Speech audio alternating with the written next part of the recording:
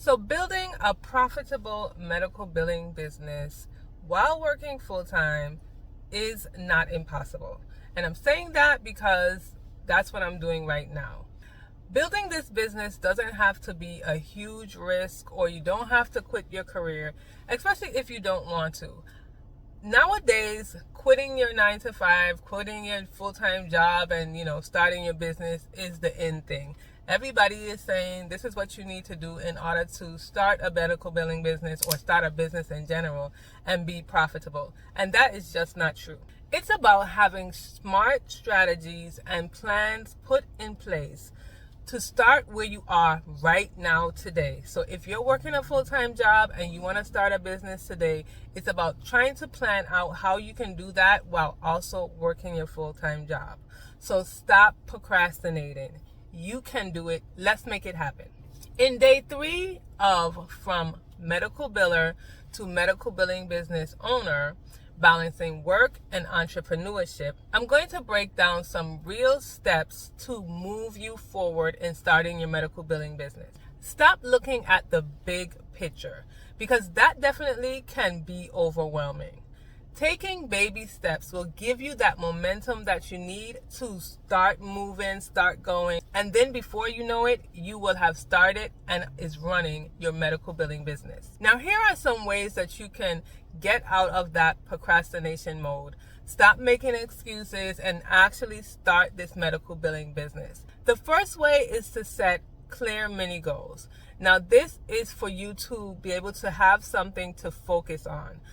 If you're anything like me, you can be all over the place, or I can be all over the place, where, I might start off doing this on wanting to do this, and then I look at something, hear something, think about something, and then I decide I'm going to do something else. So I'm like all over the place.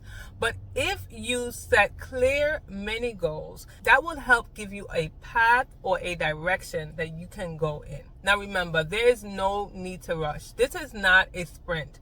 This is a marathon. It is a journey, and you need to learn from that journey. So you don't want to rush and then get paralyzed when maybe something happens and you can't figure out what to do, or you feel like you should be somewhere and you're not. You don't have to rush. Just go at your own pace. Make sure to break down each mini goal into tasks. So you might have a small goal, which I'm going to give you an example, and then from there you break that down into tasks. We usually make such big goals, like I want to start a medical billing business, but there are so many tasks that you have to do or steps that you have to take before that before that can come in fruition.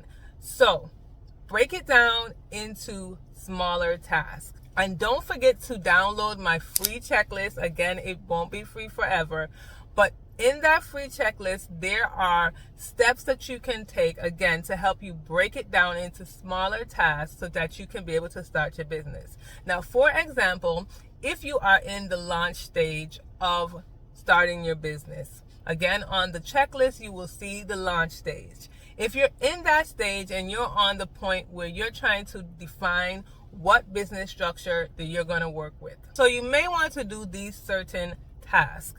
The first thing is to research business structure, what it is, what different types they have, because not everybody knows about businesses and sole proprietors and LLCs and companies, but you want to at least have a little bit of knowledge about that, since this is going to be your business and no one else's business. Also, you want to consider your tax implications. Now again, how do you want to be taxed in this business? Which one would be better for you depending on the business structure that you choose? All of this, again, you may already know, or you may need to do some more research. Then you may want to speak to an expert. We like to Google everything. We like to, decide on doing certain things because our friend did it, or maybe you might know another medical biller who has opened their business and they're an LLC, but that doesn't mean that that structure is the right ones for you. So after you've done your due diligence and your research, then maybe the next step might be to speak to an expert. But each one of these are different tasks that you will take under choosing what type of business structure you want for your medical billing business. Then you need to schedule some time out. And this is for accountability. The same way you would schedule time for a doctor's appointment, you have to take your child to a doctor's appointment, or you need to go to get your nails done, or whatever it is. And I don't get my nails done, but you need to get your nails done. You schedule that appointment out. And I would suggest using a planner. I have a planner, which I should have brought it out here. I have a planner, and I put everything in this planner because for me, I will forget. I have so much things going on, I will forget. But I feel like a planner helps me to remain focused, remember what I want to do, and then actually complete what I want to do. So it's like an accountability for me. Now, I use a paper planner, but you don't have to use a paper planner. You can use an online planner. I can't suggest any online planners because that's not my jam. I like to write it on paper because I feel like it helps me remember what I need to do.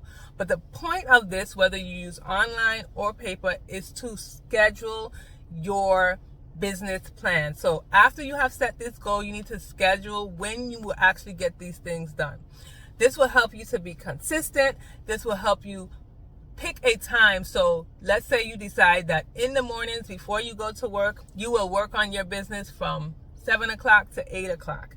And you make sure that's a time that you maybe will do every day. Or maybe you can't do it every day, but maybe you can do it every other day or once a week for 2 hours. This is all up to you.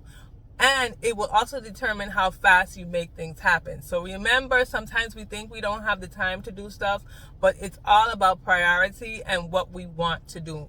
Remember, we're not procrastinating, we're getting this done. Then, like I said, you're making sure that you are consistent. So if you say I'm going to do this weekly, make sure you stick to it and do it weekly. It will help you work through it, start something and then finish it.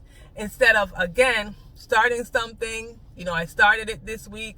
I did it on Saturdays, which was the day that I chose, but then I only did it that one Saturday. You don't want it to be like that. You want to tell yourself this is going to be a standing appointment that I have each Saturday to work on my business. And you will definitely need motivation.